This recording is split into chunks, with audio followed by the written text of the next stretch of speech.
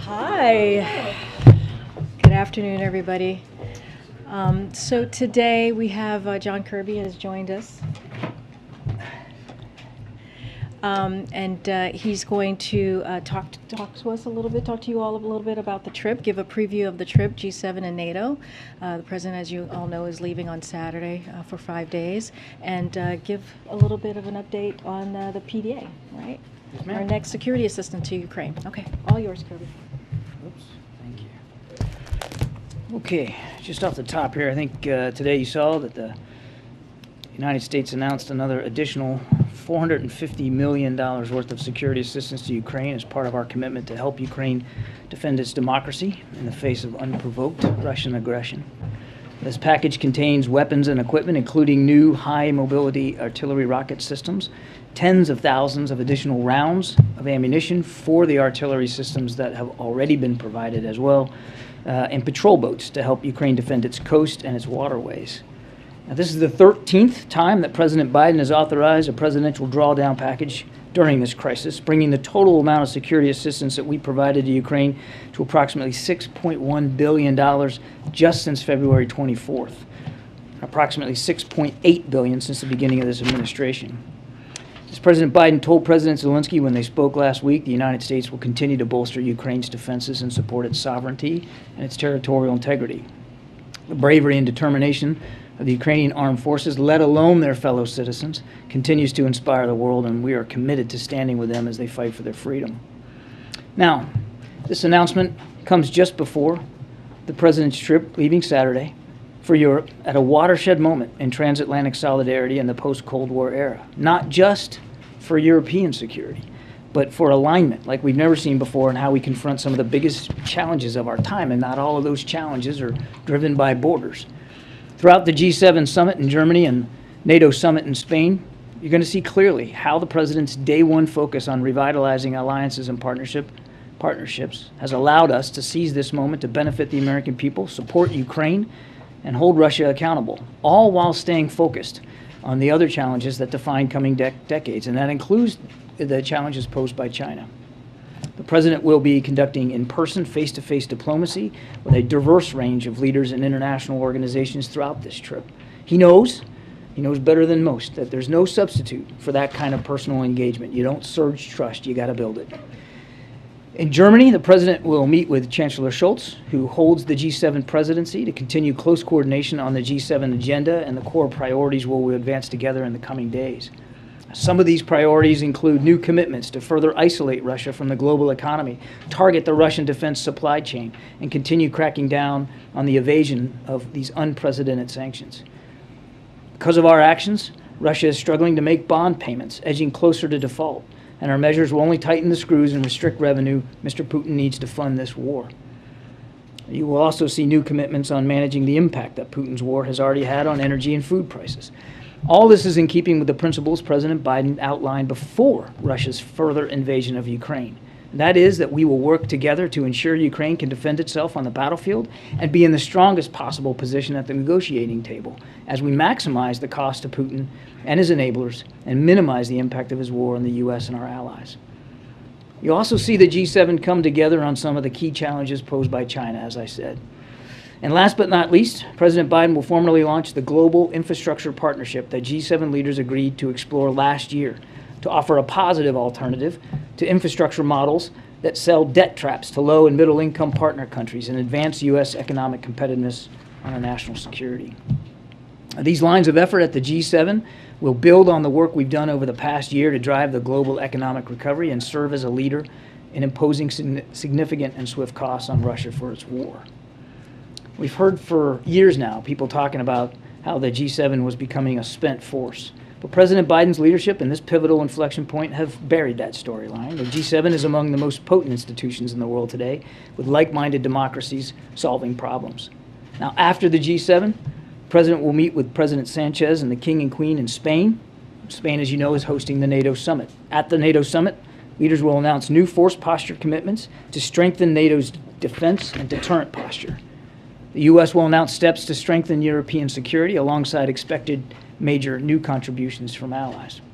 And for the first time, the summit will include Indo-Pacific leaders from Australia, Japan, New Zealand, and the Republic of Korea, making clear that whether it's in Europe or the Indo-Pacific region, the United States and our allies and partners will defend the principles of sovereignty and territorial integrity. Now, finally, the trip will also serve as a clear contrast to some early predictions that never really played out. Instead of a shaken West, for instance, we are more resolved than ever to support Ukraine and are leading that effort head-on at both the G7 and the NATO summit. Instead of distracting us from the Indo-Pacific and China, the President's leadership with respect to supporting Ukraine has actually galvanized leaders in that region and effectively linked our efforts in Europe and in Asia. And those Asian countries that will be participating in the NATO summit, I think, speak volumes about that fact. And on top of all that, we've strengthened our determination to advance a democratic vision that will define the coming decades in terms of building fairer economies, shaping the rules of the road for tech, cyber, quantum, space, climate change, and a whole lot more. The President has never been more confident that this vision will win out over more autocratic and corrupt visions. And he's looking forward to this trip to advance all those elements. With that, we'll take questions. John, NATO's expected to come out with a new strategic concept aimed at China. What is that and why is it necessary? The strategic concept last was written in 2010, and my goodness, a lot has changed in the world and on the security landscape since 2010, and certainly a lot has changed in the alliance's focus. Back in 2010, you might recall, NATO was very deeply involved in the war in Afghanistan. And again, the security landscape has changed, and it's time now for a new strategic concept 12 years later. Not only has the landscape changed, particularly from Mr. Putin's war in Ukraine, but military capabilities and organizational concepts and operational concepts have changed as well, and it's time for the alliance to step up to those new developments. I think it's a reflection, you asked about China specifically, I think it's a reflection of our allies' equal concerns over the effect of Chinese economic practices, use of forced labor, intellectual theft, and coercive, aggressive behavior, not just in the region, but elsewhere around the world, that they believe it's important to factor China into the new strategic concept.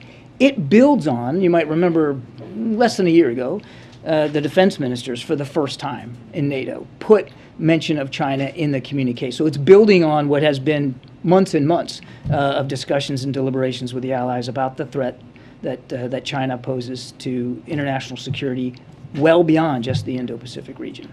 Hey, John, thanks for doing this. The durability of the coalition or alliance that has been put into place to respond to the invasion, what's the level of concern right now about how that can be sustained? And you mentioned food and energy prices. Are there things that the President or the U.S. will specifically put on the table to try and ease some of the issues that have been rattling elements of that? To your second question, the answer is yes. I don't want to get ahead of specific deliverables right now, Phil, but I think it's fair to say that that there will be announcements forthcoming about how to impose further costs and consequences on Russia. But again, I don't want to get ahead of that. On your first question, I mean, my goodness, he's going into a NATO summit where the alliance has truly never been more unified, and now there's active discussions about adding to that list of nations another two countries willing to seek a session in NATO. It's just truly never been more relevant or viable. And the same goes for the G7. If you just look at the scope of the things they're going to be talking about, from climate, energy, food security, as well as the war in Ukraine, and the fact that there are additional countries coming to the G7, 4 additional countries, there's an awful lot. There's an awful lot of unity to see here. You know, we've had this discussion since before the invasion. You know, can NATO stay solid? Are they going to be fractured? Because, of course, the last thing Mr. Putin wants is a strong NATO on his western flank, and, of course, he's gotten just that. And we haven't seen any fractures or fissures. I mean, every country speaks for themselves. Every country has concerns for what they're willing to do or not do. But as far as the alliance goes, it truly has never been stronger or more viable than it is today. And the President's looking forward, when he gets to Spain, to seeing that in real time. Nadia. Thank you. John, I noticed that you have invited other countries to join, like South Africa, Argentina, Senegal, and India. India So- and Indonesia. And Indonesia. Some of them have huge economy and others have lesser economy. What was the significance of inviting these countries? And is it an attempt from the administration to tear them off from any alliance with Russia? To splinter them off from alliances with Russia?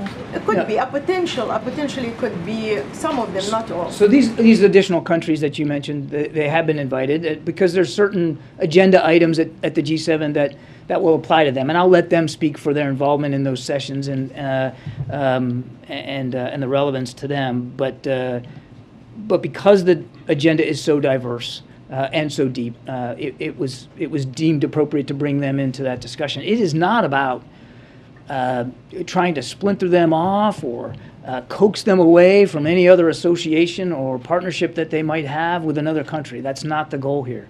The goal is to unify around a set of common principles and initiatives that the G7, you'll hear more about this at the summit, but that the G7 wants to advance in terms of climate change, energy and food security. As I said, adding additional costs and consequences to Mr. Putin, further isolating Russia. All these nations have a piece of that, and certainly in the G7, there's unity around that sort of an agenda. Yes, ma'am. You were talking about the effort to add 2 additional countries to NATO right now. There's obviously been real challenges as it relates to Turkey with the addition of Finland and Sweden. Can you take us as best possible behind the scenes of the status of that, if there's going to be a direct contact between President Biden and President Erdogan, and how you go about shifting that? Because I know there's unity among the members of NATO, but there's not unity among the members of NATO about the addition of a fast track of those 2 countries. Yeah, so clearly the potential accession here of Sweden and Finland will be on the agenda at the summit, no question about that. And actually, there is terrific support inside the alliance for their accession. Right now, the conversations are trilateral between Sweden, Finland, and Turkey. We're confident that they're going to be able to get there, that they're going to be able to work out the differences that they have, and that Sweden and Finland will be able to join the alliance. When exactly, I couldn't tell you that. I mean, these discussions are still ongoing, but we're confident that it's going to lead to 32 nations in the alliance. And we have also indicated that should it be desired, we'd be willing to help in those conversations. But right now, it's between those nations, and I don't have anything in particular in terms of bilateral discussions to speak to or to announce today with respect to President Erdogan. Thank you. John, you mentioned food security. Food security is Yes, one of sir. the topics. A couple days ago, you spoke to a bit about the grain trap in Ukraine. Is that going to be a subject of conversation at the G7, or can you give us an update on either the bloc's efforts or U.S. efforts specifically to get some of that grain out? I do think food security in general will be a topic at the G7, and I certainly think that inside the context of what's going on in Ukraine, it absolutely will as well. Again, I don't want to get ahead of specific announcements one way or the other. I would tell you that we are already working with allies and partners to help try to get this grain out of the country. As I said the other day, we know it's a perishable good, and it's an important good. And we have been able to increase the flow of some grain through the West by ground routes out of Ukraine, but it's not sufficient. It's not enough, given the immense amount of grain that's sitting unused right now inside Ukraine. So we know we have to find other ways to do this, and we're willing, as I said the other day, the president's willing to keep an open mind about that. Obviously, it would certainly help if the Russians would lift what is essentially a blockade in the Black Sea and a blockade over Odessa, which they have obviously shown no desire to lift. But that's a real key here. And so you're aware that Turkey's talking to Russia about this. We certainly welcome Turkey's involvement in trying to broker some sort of arrangement where that grain can be transferred by sea. But I think it just remains to be seen whether that's going to be viable. There was reports out of Turkey that there might be some kind of meeting next week on this. Is there anything you can share on that? I don't have any details on that. I'd refer you to our Turkish counterparts and our Turkish allies on that. Again, we welcome their efforts to try to get this to happen, because it is absolutely, it's critical. I mean, Putin is weaponizing food literally, and this is a prime example of that. Thank you. Yes, sir. Yes, if I may ask you a question on a different topic. Is there any consideration being given to fully unfreezing Afghan reserve funds? I know that given the devastating earthquake this week, there has been an appeal to do that. Is that something you all are considering? What I can tell you is two things. One, we're still working through the processes here with respect to that $3.5 billion that you're referring to. That was assets frozen here in the United States. We're working through a series of processes, including on the legal front, to see how we can get that access quicker than we can right now. But we want to make sure it has to be done the right way, and so there's a process here that we're working through. But we're not waiting. That money is set aside, and President Biden was wise to do that, to set that money aside for use in Afghanistan for humanitarian assistance purposes, and it's still the intent in every way. But there's an urgent need now, and so the president, while we're working on that process, and we want to get it solved as quickly as we possible, and there's a lot of hoops to jump through. We're also working very, very stridently right now through USAID and their international partners to get aid and assistance to the Afghan people now. I think the death toll is now is over 1,000. We understand that, and we're working hard to get that aid and assistance to them. And frankly, it's already starting to show up through our international partners, through USAID's international partners. Can you articulate at all when you say that there are some loopholes to go through and that it may take some time, some of the legal challenges? Can you help us understand what has been some of the hang-ups? Yeah, it's not loopholes. There's a legal process here that has to be pursued to be able to apply that able to apply that funding for that purpose, and we're still working our way through that. And I think because we're still working through a legal process here, it wouldn't be wise for me to talk in too much detail here from the podium about that. Thank you, Karine. Thank you, John. So earlier you talked about the debt trap that you were going to address that issue on this trip. The global infrastructure partnership, which is going to be announced on this trip. Yeah. How is it a reboot on the Build Back Better world, and is it supposed to be an alternative to China's One Belt and One Road initiative? And I want to add a question on the allies. You're talking about the allies never being stronger. However, we see yesterday China is hosting a BRICS business forum, and we see India and Brazil sitting down with Xi Jinping and Putin. So what's White House reaction on that? Thank you. So let me take the second one first, because I tend to forget questions if I do them in the order you asked them. No, it's okay. It's just age.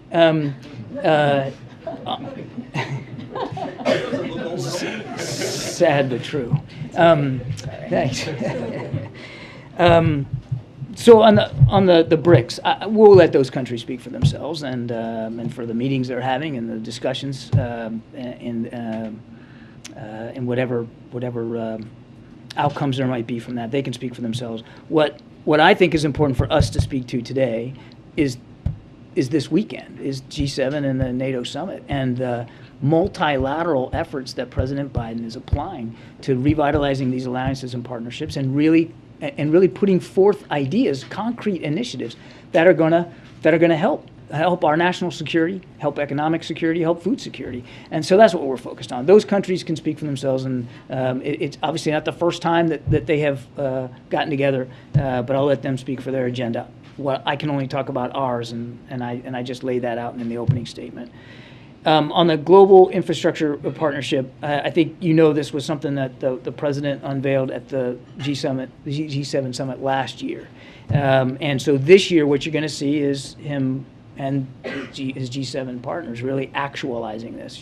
I don't want to get ahead here of announcements, but you'll see the G7 really putting some energy and some resources behind this going forward. And it is about, as I put in my opening statement, it is about alternatives to other models out there that are highly transactional and actually work to the disadvantage of lower and middle income countries. We think there's better ways of doing business, there's better ways of fostering economic development and infrastructure than some of the models out there, and we believe that this is one of them, and we're excited to get it started. Oh, okay.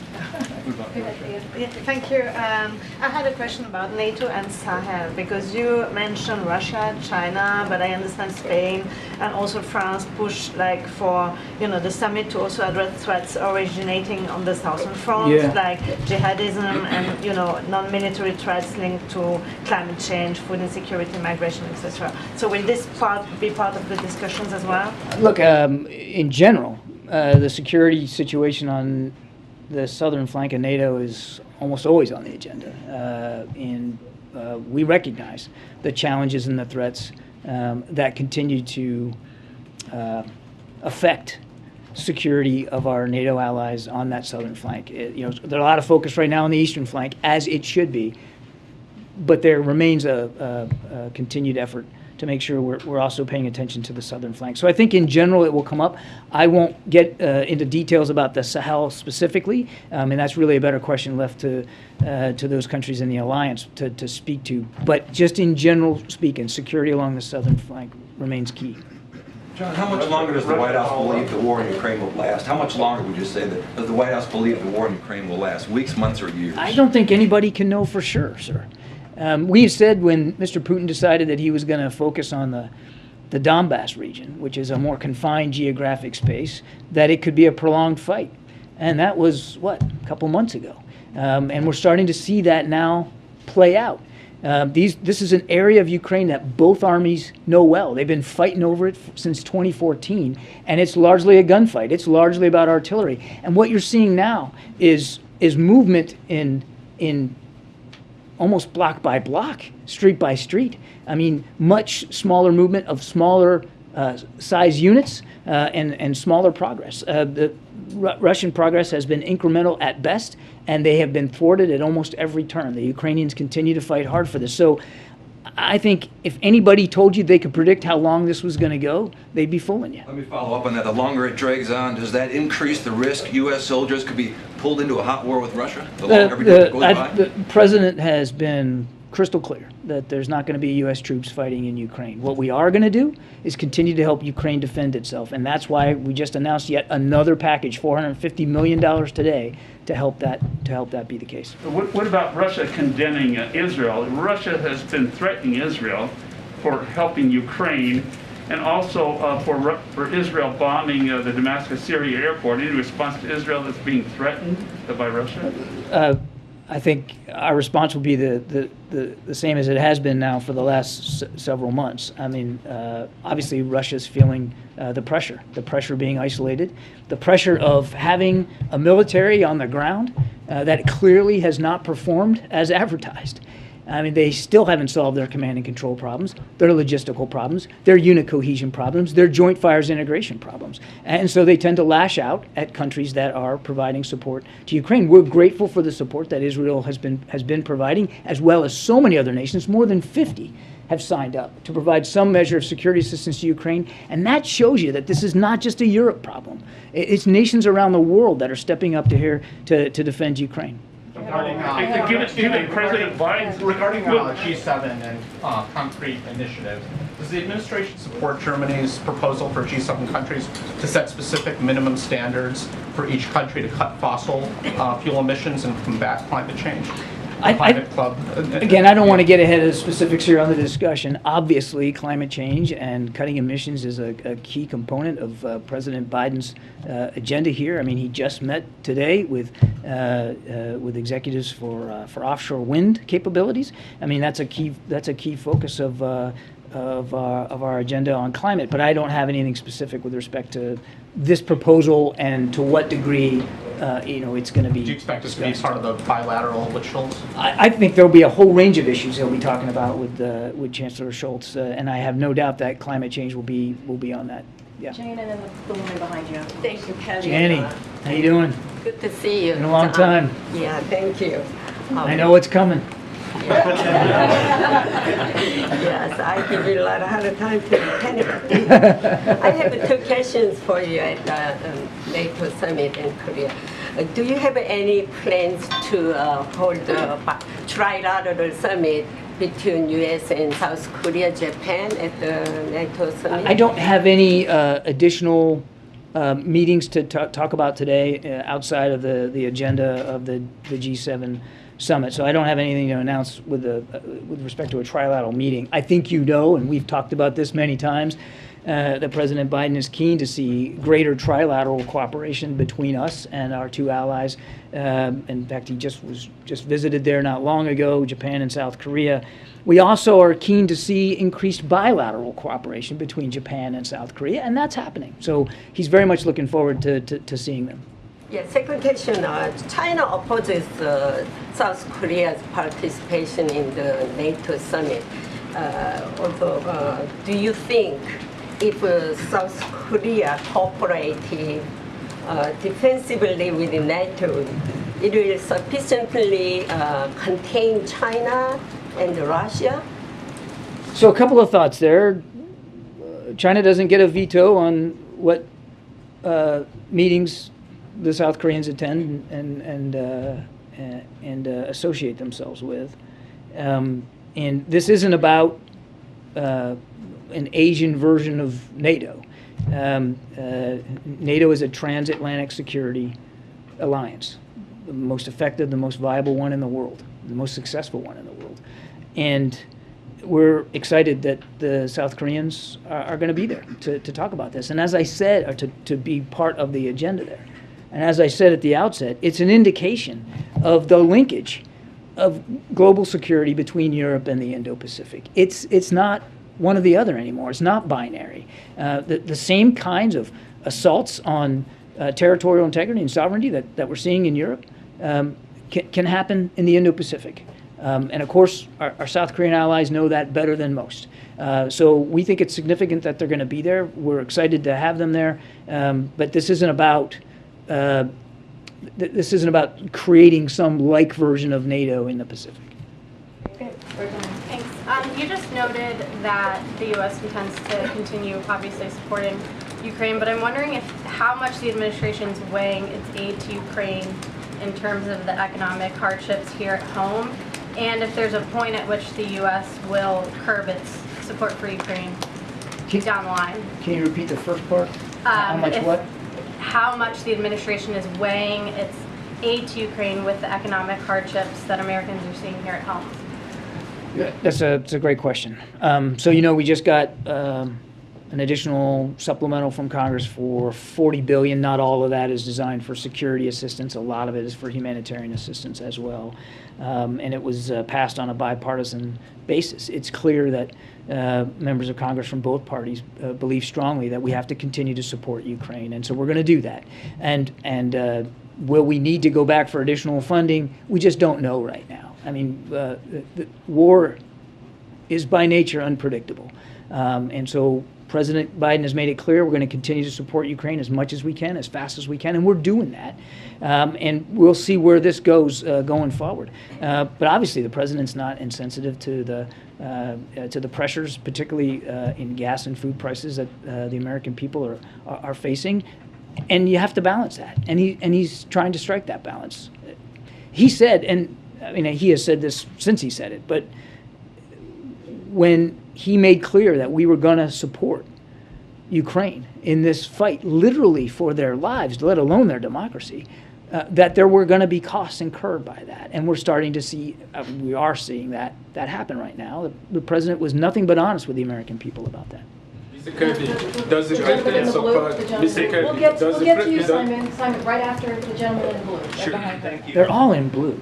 Well, this guy has like the light blue. I've got a little. Oh, okay, I got you. Yeah, it looks good. That's how we're deciding, by the way. Fashion. Not fashion, just. If it's okay, I want to go off topic just for a second and ask you about a letter that's been sent by Democratic senators to the president regarding the Shireen Abu Akleh killing, asking for a full U.S. investigation. I'm wondering if the NSC has seen this. Do you have a reaction, and do you support or agree with their assessment that the Israelis can't be trusted to conduct their own investigation? I don't know if I don't know the status of the letter here at the White House, sir, so you're going to have to let us take that question and get back to you. I'm not aware. But I can tell you that we've been nothing but consistent, that that this death needs to be fully and transparently, thoroughly investigated, and that's our expectation. We've made that very, very clear to all parties, and we're going to continue to Is there any discussion about an independent U.S. investigation? I know of no discussion about an additional independent U.S. investigation. Simon? Okay. The country malign Russian activities in Africa Act that is being debated or prepared in the Senate to actually compel African nations to choose between Russia and the U.S. Does the president support it?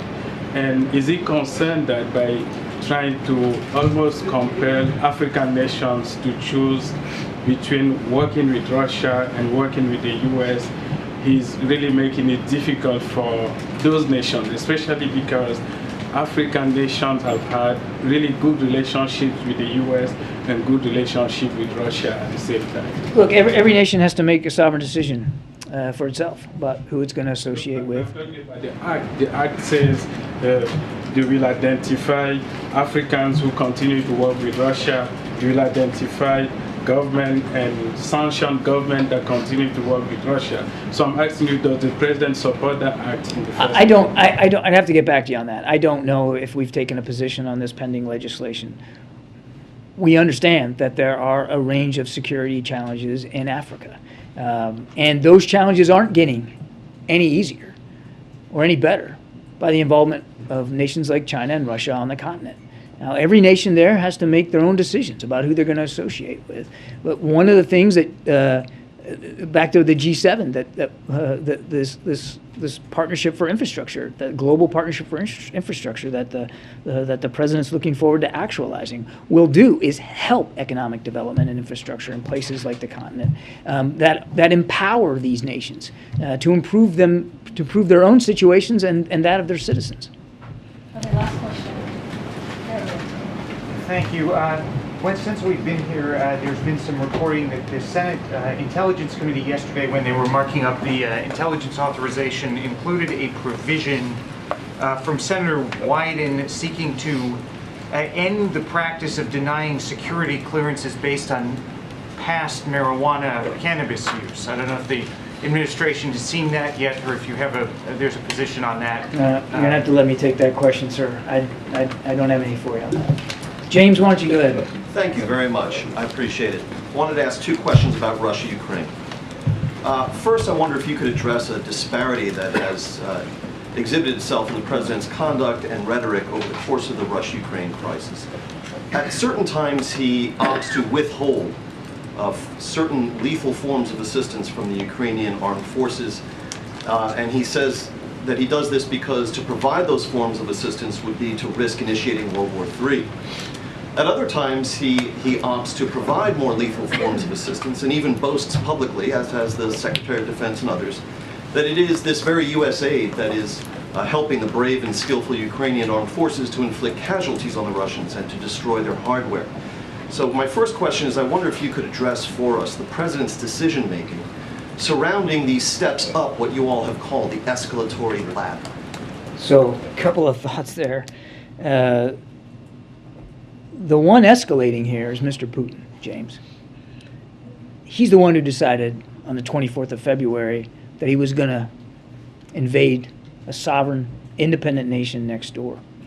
He's the one who flowed in more than 100,000 troops, thousands of tanks, aircraft, has launched literally thousands of missiles into Ukraine. That's the escalation. And I think, quite frankly, I would, with all respect, take issue with the premise of the question that we have been sort of not consistent in the kind of aid and assistance that we've been providing to Ukraine.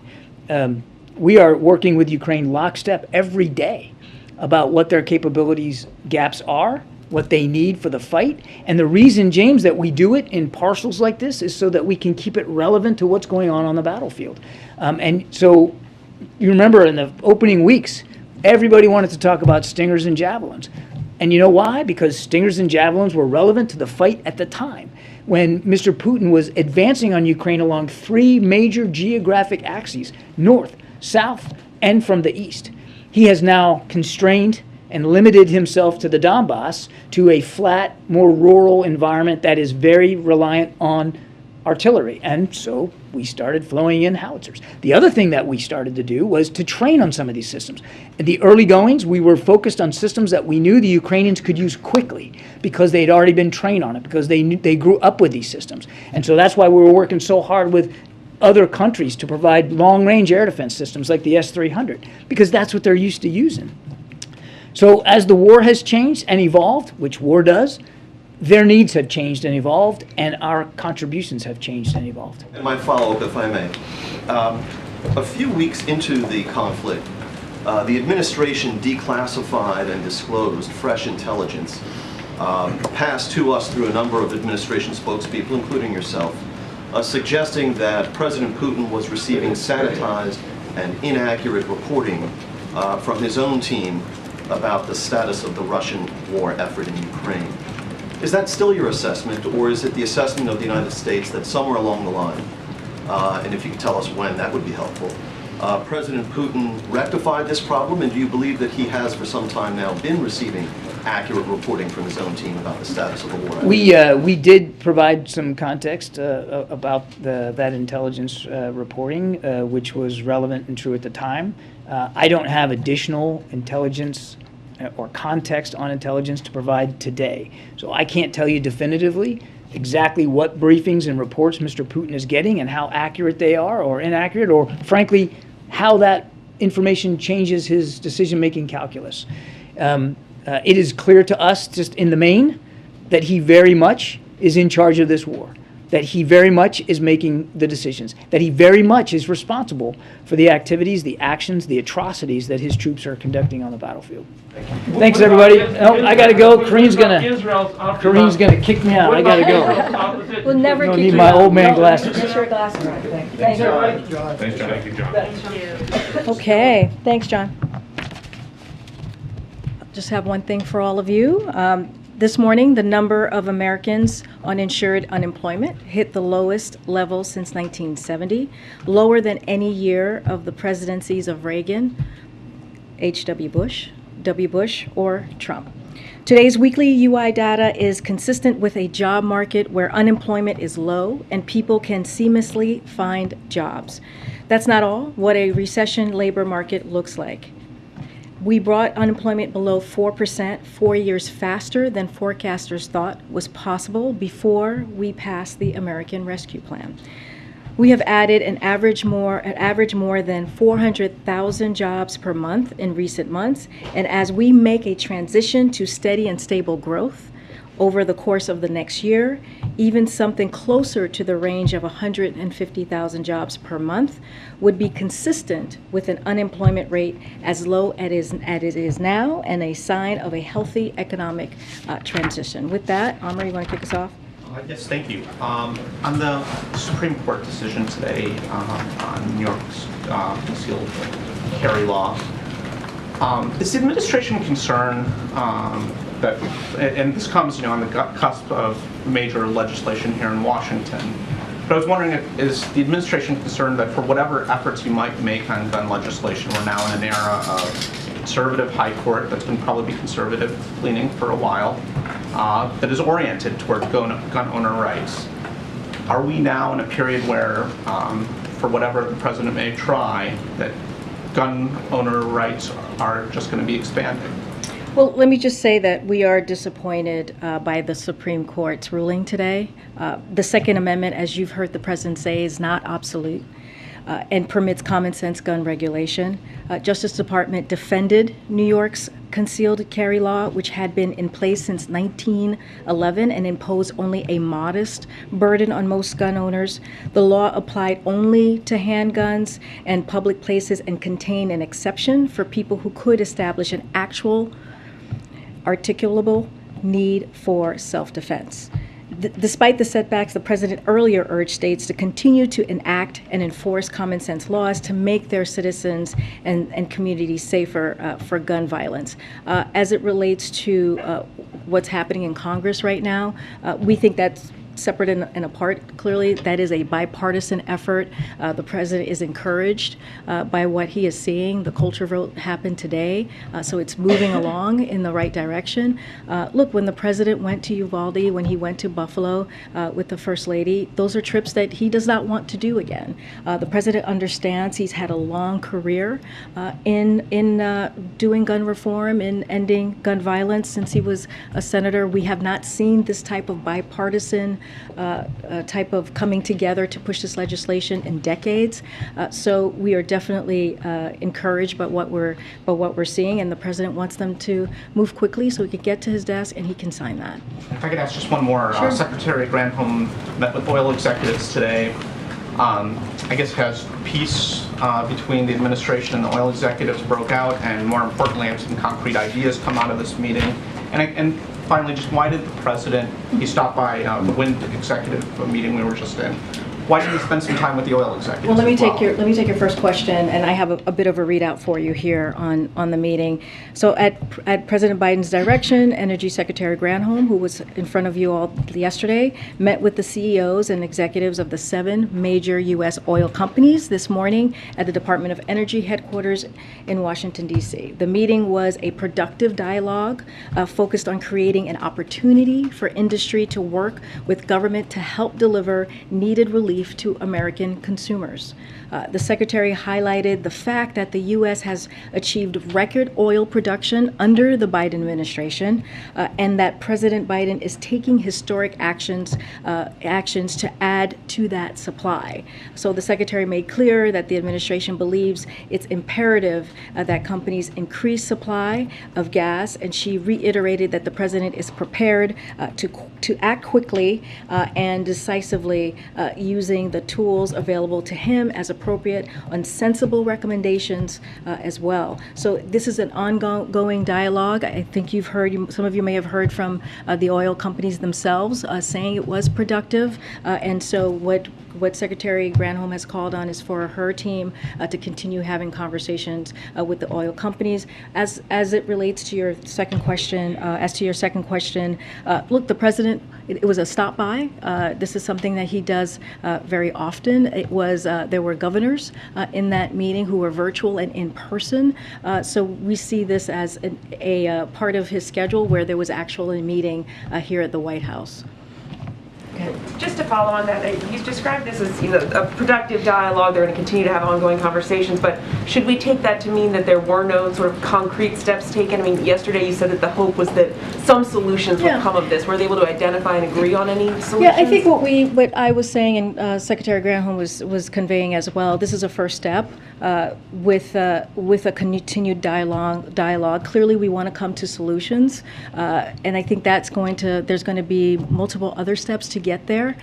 Look, the president asked Secretary Granholm to do this so that ideas can come forward and hopefully we can get to a solution. We want oil company to get to a higher capacity. That's what we're asking for, so that we can bring down gas prices, as you know, as we have been saying. So they're going to continue to have dialogue, and hopefully we get to a point where there is a solution and we can figure this out together. And on the Supreme Court, as we await a decision on Roe, you've said that the administration is looking into options for executive action. I understand you're not ready to detail what those might be, but does the administration have executive actions that are ready to go that we could expect to see if and when a decision is announced? So I appreciate the question, and it's an important question because this decision that we are all anticipating coming forth is going to change so many people's lives, take away women's rights. So we understand the question. We are just still trying to go through and having that discussion to see what our options are before we move forward. We don't want to get ahead of the president, clearly, but if and I've said this before, if indeed there is the Supreme Court in the Dobbs decision overturns Roe, we will ask Congress to restore Roe. And just to be clear, will the president accept this decision as legitimate, even if he disagrees with it? It's going to come from the Supreme Court, so it's going to be a decision that we certainly are going to respond to. So I'll leave it at that. I mean, it's just like any other Supreme Court decision, just like the one that they did today on guns. So as we know, the draft was leaked, so we can't really, we don't want to speak to that too much until there's an actual decision, which we know is supposed to be coming. So we're all, just like you, waiting to see when that happens. But in the meantime, we're doing our due diligence to be prepared. I just don't have anything for you at this time. Thanks. Back to the gas tax, since I see you have a Oh. graphic up there on the Oh my screen. gosh, I have a graphic. Was the president surprised or disappointed by the lukewarm reaction that his gas tax holiday proposal got on Capitol Hill? So I just want to step back for a second because this is very important. So the president wanted to be sure and wanted to find a way to simply and find a straightforward way to give consumers relief at the gas pump. The next 3 months, this is a 3 months, 90-day suspension on the gas tax, a gas tax holiday, as we all know it's called. And it's an important time during when people are driving a lot around the country, visiting their families, going on vacation. And so, it is important to give people a little bit of relief. If you think about it, on the federal level, that's 18 cents. He also called on states. We've seen some states, this is one of the states here, Maryland, do the same, and the average amount in states is about 30 cents. So already you're at 48 cents right there, almost 50 cents. That matters for people.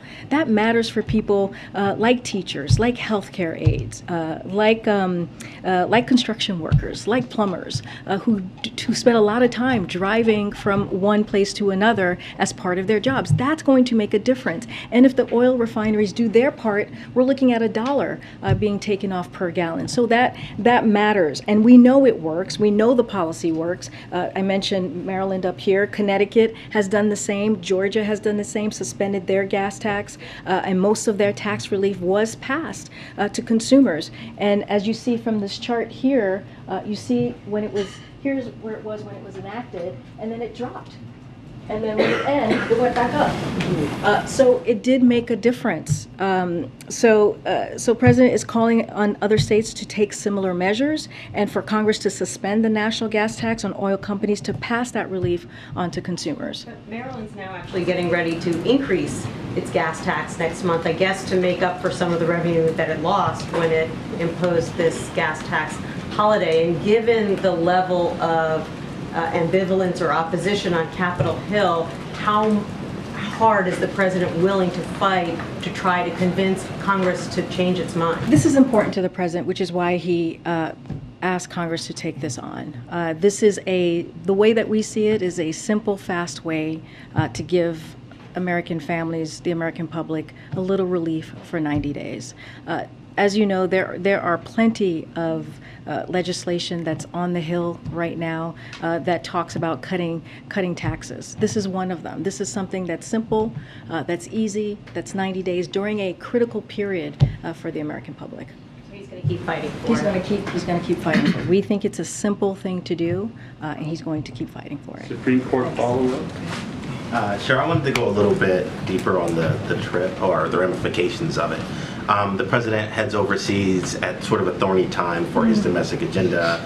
The gas tax holiday, there could be the first movement on gun reform in a generation. We're all waiting the Supreme Court decision. Is there any concern about his ability to shepherd his domestic agenda from 4,000 miles away? Is there anything different being done, given how many balls are in the air at the same time? Look, we believe that a president could do his job any place, anywhere, at any time.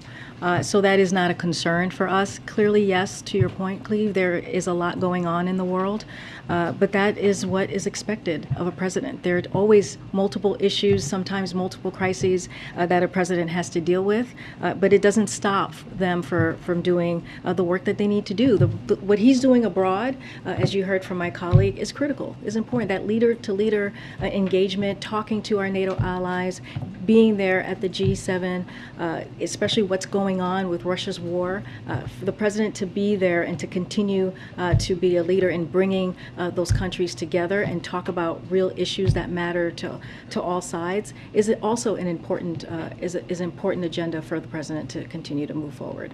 And to the second question, is there anything special or different being done about this trip as opposed to other foreign trips? I mean, given how many things are, No, not at all. We're moving forward like we do with any Okona's trip that we have had. I think this is, I've lost track, maybe the 4th or 5th trip, as you guys are probably keeping track better than I am, that the president has done. And during a time, I mean, this past year and a half has not been an easy year. The president walked in having to turn back on the economy, if you will. He walked in having to deal with a COVID crisis, a pandemic, once in a generation pandemic. So he has had to deal with multiple things on his plate. So this is just part of another trip that he's gone on. Let me try. Go ahead, Peter. Thank you, Karine. The president isn't really doing everything he can to bring gas prices down, is he?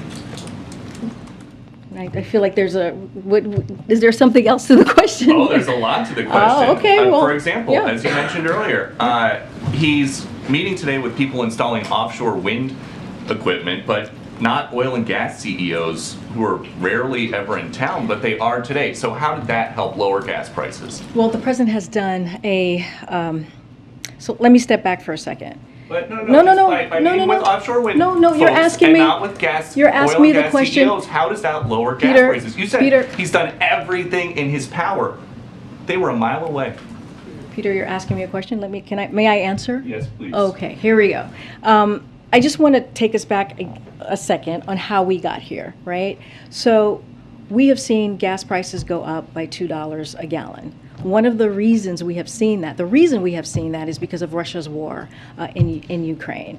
And once that happened, once we saw what that impact was going to be, the president took action. He took action. He made a historic choice to tap the Strategic Petroleum Reserve, 1 million barrels a day, and that was for 6 months. And that helped blunt the impact of what we're seeing right now with prices going up. So that matters. The ethanol 15 the action that the president took, that matters because it's going to bring down gas prices in gas stations, over 1,000 gas stations across the country, including the Midwest. That matters. And so the president is trying to figure out and take steps in how we can bring the gas prices down. And we have a high level of oil production. So what we are asking the oil refinery companies to do is to take that production, turn it into, refine that oil so that there is capacity. We are not at capacity right now, and it does matter that the Secretary of Energy, which is her purview, that is her portfolio, to meet with these oil execs, that she does on pretty regular basis. But your point was about how we got here. The president said, as a candidate, no more drilling on federal lands, no more drilling including offshore, no ability for the oil industry to continue to drill, period. Aren't some of those things that would bring the price of gas down now? Let me tell you how we got here, since you just said how we got here.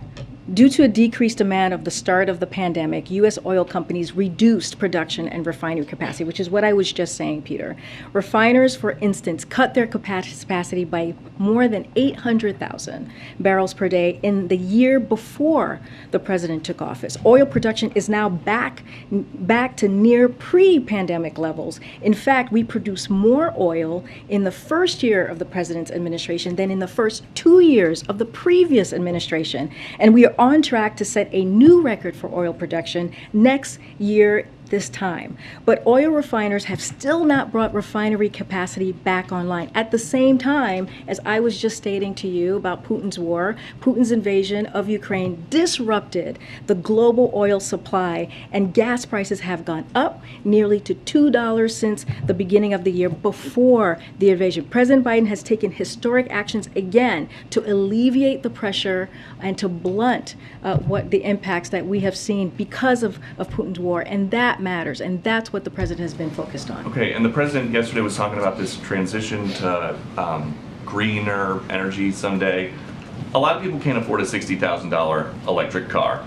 and they also are having a hard time affording gas right now. That sounds like a painful transition. So how much of that kind of pain is the president okay with? No, that transition, we are in a transition to clean energy. That is something that that is important. It is going to create jobs. When you think about electric vehicles, it is going to give families some tax credits. It's going to be really important to have. Who can afford an electric car? The average price is $61,000. Well, we're going to continue to move forward with what we have put forward, the bipartisan infrastructure. $5 gallon gas or a $61,000 That is electric not, car? first of all, that's apples and oranges. It's not the same. What we're trying to do right now is to deal with an acute problem right now, which is why the president, again, asked for a 90-day suspension of the gas tax holiday. It is going to make a difference. Peter, we're talking about 18 cents on the federal level. We're talking about an average of 30 cents on the state level. And if the oil refinery does their job, if they do what we are asking them to do, which is put their profits back in so that gas prices can go down, that's almost $1 per gallon. That matters. That matters. That matters to teachers. That matters to home health care aides. That matters to construction workers. That matters to plumbers. That matters to lifeguards. Those are the people that, and many others, who are going to feel this in a way that will give them relief at the pump. All right, we're done. Supreme Court follow-up. On the Granholm meeting, the refiners wanted to dissuade the White House from any sort of ban on fuel exports. Did Granholm agree to that? I'm sorry, I was distracted. Can you say that one more time, Steve? Ban on fuel exports. The refiners don't want that.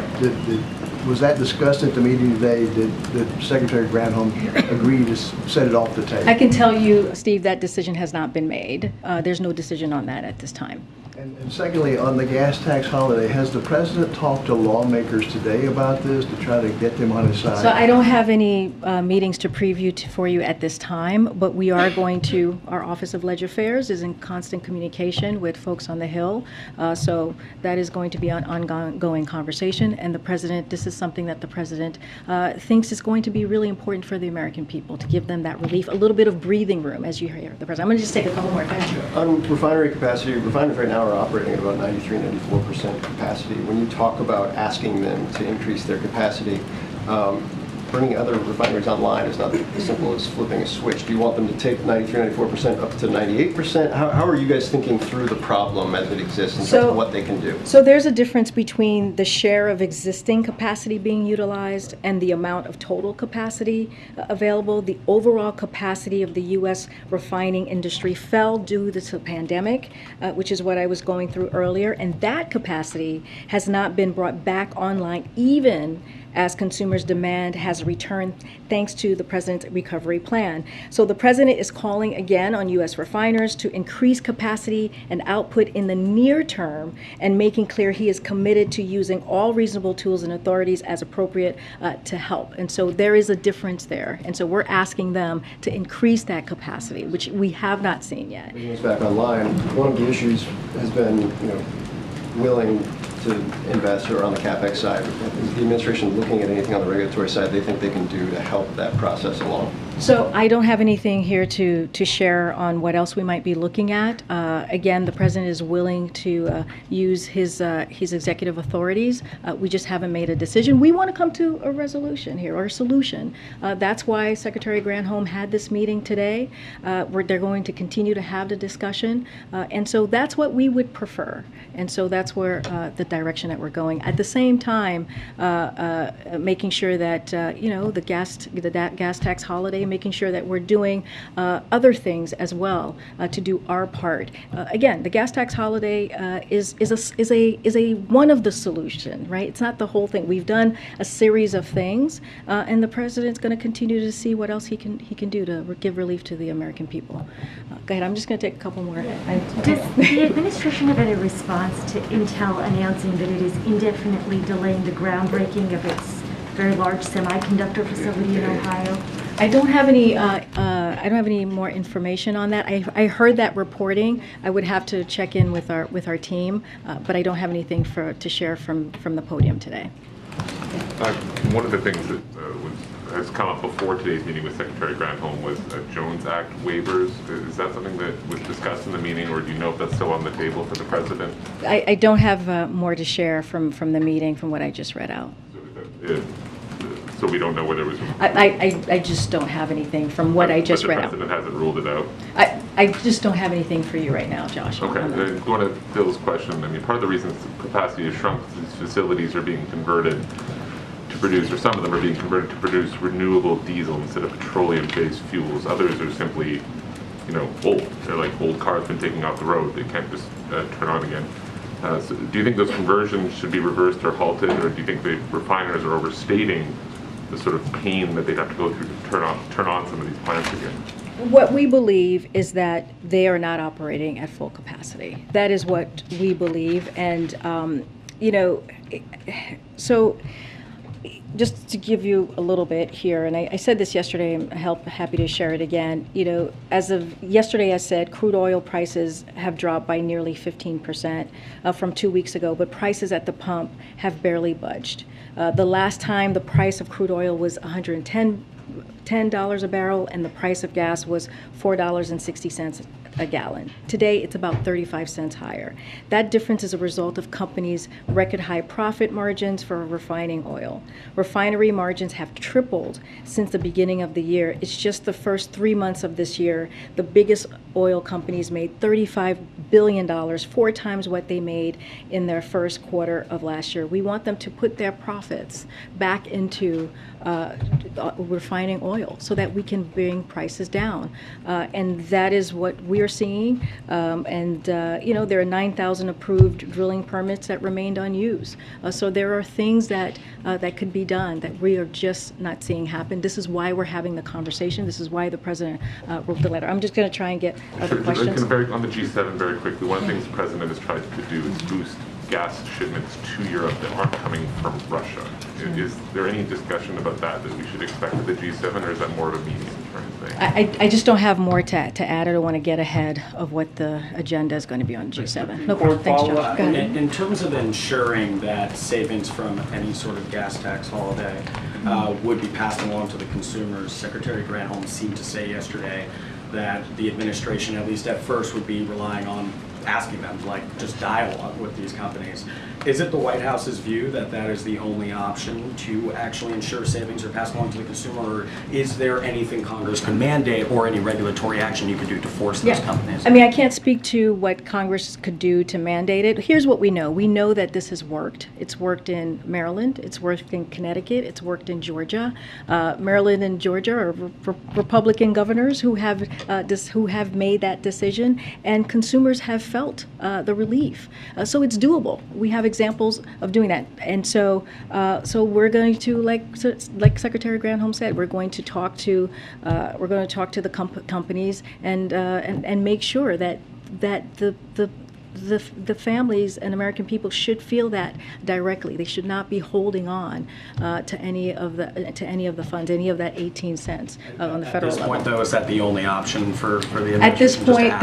At this point, that's basically what Secretary Granholm stated is where we are at this point. On expanding capacity of refineries as well, you've talked about the need to do that, but there are some options the administration could take. There's a refinery that has had plenty of accidents in the past, has sparked environmental concerns, and some have said the administration could also loosen permit regulations. This refinery is in St. Croix, Virgin Islands. It's had environmental concerns in the past. Would the administration consider loosening any permitting regulations for refineries that have had environmental concerns to expand capacity? We don't have anything to share on the 2 points that you just made. All I can say is the president is willing to use his executive authority to do what he can to give relief to the American public. Right now, we're focused on calling on Congress to do the gas holiday tax, or the gas tax holiday, and also having this conversation with Royal Refinery to make sure that they are refining that crude oil that is at a high level that they can do to help bring down gas prices. I'll take one last Supreme Court follow-up. I'm trying to call. I've never called on you before. Thanks. Karine, I know you've addressed this a little bit before, but I'm wondering if you can kind of quantify how much of these January 6th hearings the president's been watching and what his overall reaction.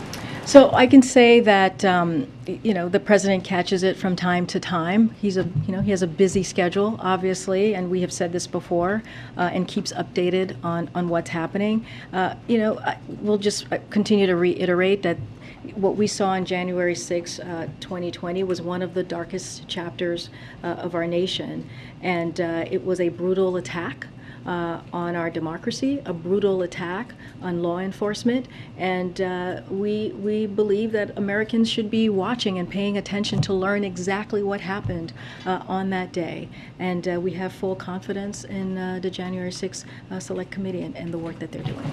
Okay, thanks everybody. I'll be back tomorrow. Divided the child.